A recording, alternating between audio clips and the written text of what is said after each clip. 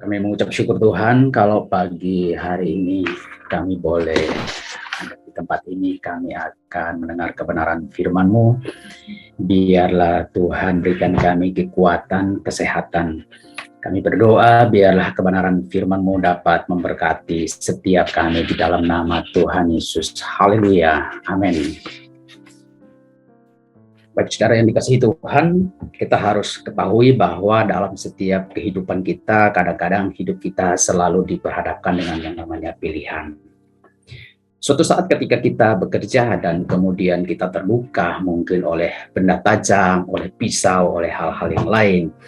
Kadang-kadang hal yang kita lakukan adalah kita selalu mencari cara bagaimana untuk mengobati luka agar kita bisa sembuh, dan jarang untuk kita menyalahkan benda atau pisau yang melukai kita. Seharusnya demikian yang kita lakukan ketika kita suatu saat akhirnya kemudian kita dilukai oleh orang-orang yang ada di sekeliling kita. Seharusnya kita fokus kepada pemulihan atau kesembuhan pada perasaan kita yang terluka, ketimbang kita fokus kepada orang atau kepada siapa yang telah melukai kita.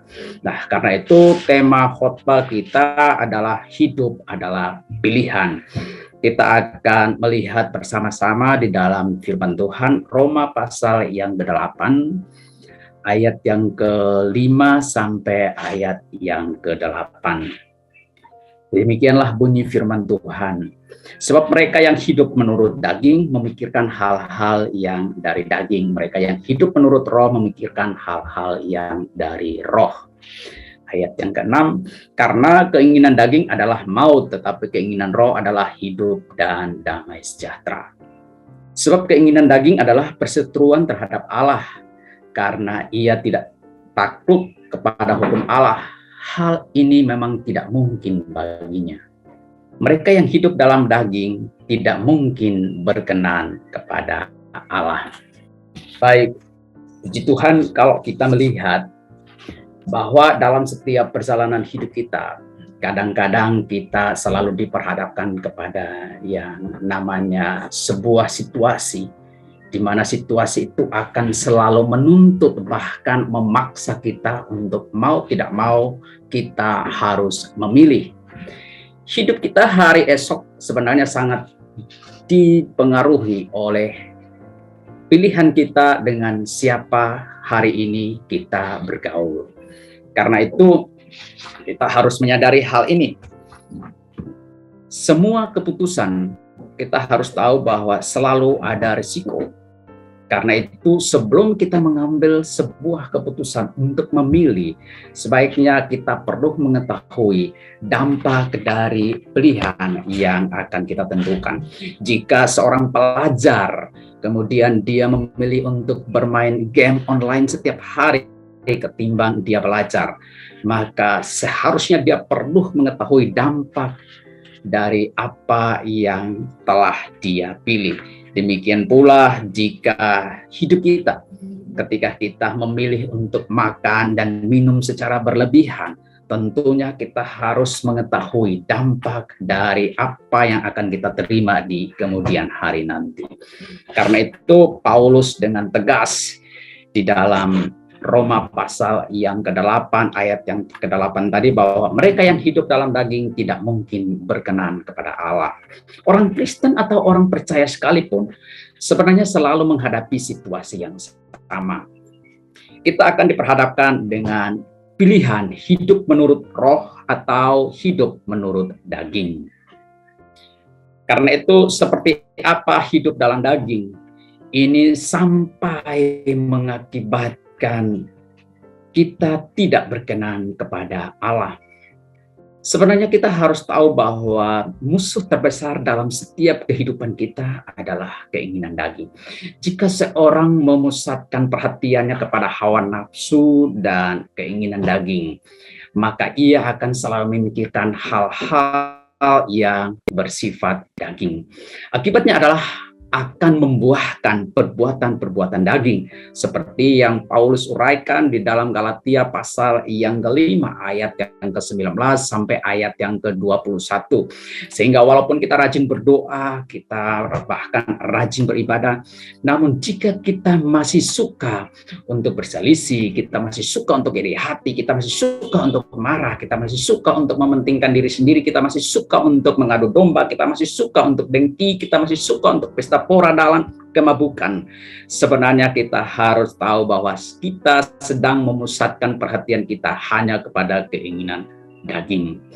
Oleh karena itu, solusi atau cara yang Paulus ingin sampaikan supaya kita tidak terus hidup di dalam kondisi seperti itu adalah hal yang sederhana. Di dalam ayat yang ke-16 dari Galatia pasal yang kelima, Paulus bilang, hiduplah oleh roh, maka kamu tidak akan menuruti keinginan daging. Nah, persoalannya adalah jika kita tetap memaksakan keinginan kita untuk hidup menurut daging, maka siap atau tidak siap, suka atau tidak suka, resiko yang akan kita hadapi adalah yang pertama, maut. Kalau kita baca di dalam Roma pasal yang ke-8 ayat yang ke-6 tadi, karena keinginan daging adalah maut. Karena itu ketika kita masih tetap memilih untuk hidup dalam daging, maka kita pasti hidup terpisah dengan Allah. Karena itu kita disarankan untuk tidak hidup menurut daging. Artinya jika kita hidup dalam perselisihan dengan Allah, kita hidup terpisah dengan Allah, maka kita sedang menuju maut. Ketika kita masih ada di dalam iri hati, kita sedang menuju maut. Ketika kita masih mementingkan diri sendiri, kita sedang menuju maut. Ketika kita saling mengadu domba, maka sebenarnya hidup kita sedang menuju maut. Karena itu sama seperti ketika kita masih hidup di dalam pesta pora dan kemabukan. Hidup kita, Paulus berkata, sedang menuju maut. Karena itu hal yang perlu kita butuhkan untuk kita selamat adalah kita butuh yang namanya pertobatan. Kita harus bertobat. Kenapa? Karena jika kita tahu akibatnya, kalau demikian kita akan binasa. Namun kita tidak tahu bagaimana cara agar kita bisa bebas, maka hidup kita akan menjadi sia-sia karena sedang menuju maut. Jangan sampai kita kehilangan mahkota hidup yang hanya akan membuat kita menyesal di kemudian hari, yaitu mahkota hidup yang kekal, hanya karena keputusan kita hari ini untuk tetap hidup menurut keinginan daging. Hal yang kedua adalah kita akan menjadi seteru Allah. Di ayat yang ke-7 dari Roma pasal yang ke-8 tadi kita baca bahwa sebab keinginan daging adalah perseteruan dengan Allah. Seteru artinya kita akan menjadi musuh Allah. Makanya di dalam Yakobus pasal yang keempat, ayat yang keempat, barang siapa yang hendak menjadikan dirinya sahabat dunia, maka ia otomatis menjadikan dirinya menjadi musuh Allah. Jika kita menjadi musuh atau kita memusuhi seorang atau kita punya musuh, maka hal yang akan membuat kita berdamai adalah mungkin saja ada sahabat kita atau ada pihak ketiga atau bahkan Tuhan menjamah kita dan kemudian kita bisa mengampuni, kita bisa memaafkan, dan kita bisa berdamai.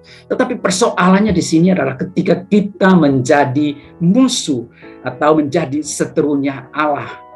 Nah, dengan cara apa kita bisa berdamai dengan Allah? Karena itu kita harus ingat baik-baik, jangan sampai hari ini kita menjadikan diri kita menjadi seteru Allah, kita menjadikan diri kita menjadi musuh Allah. Karena itu pastikan bahwa hari ini kita tetap menjadi sahabat Allah. Hal yang ketiga yang akan kita perhatikan adalah kita tidak berkenan kepada Allah. Roma pasal yang ke-8 ayat yang ke-8 mengatakan mereka yang hidup dalam daging tidak mungkin berkenan kepada Allah. Kita boleh berkata dengan yakin, dengan percaya diri bahwa kita berkenan kepada Allah.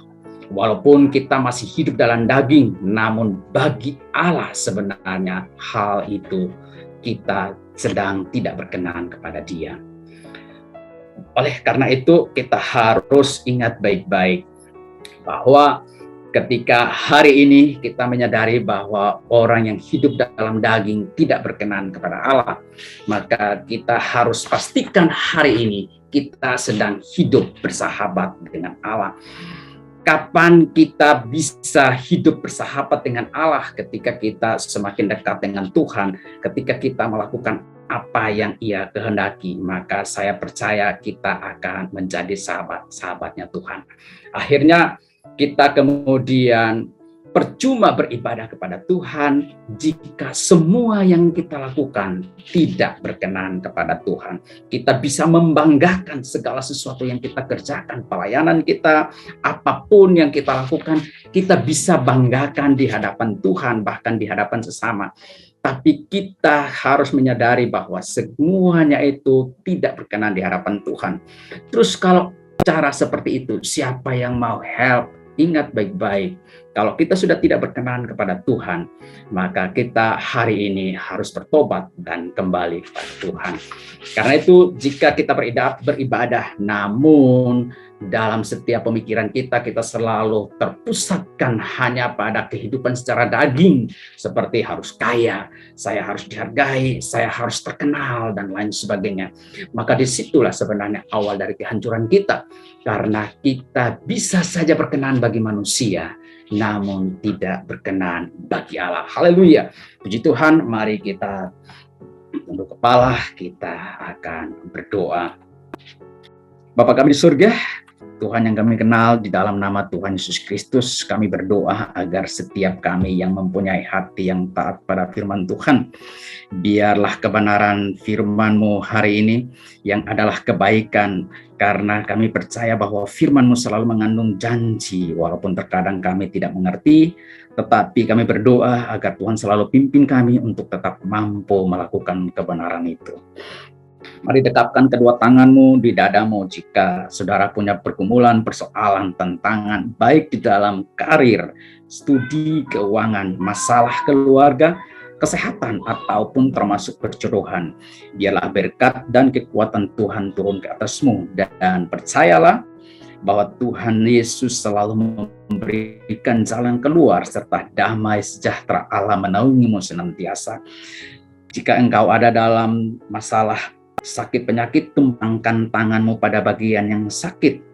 Dan hari ini engkau yang sedang dalam pergumulan karena sakit, kami berdoa dalam nama Tuhan Yesus, biarlah belas kasihan Tuhan turun atasmu dan engkau menjadi sembuh. Haleluya. Amin. Jika saudara masih ingin untuk mendapatkan pelayanan doa dan konseling, silakan menghubungi nomor telepon yang tertera di bawah ini. Tuhan memberkati kita semua.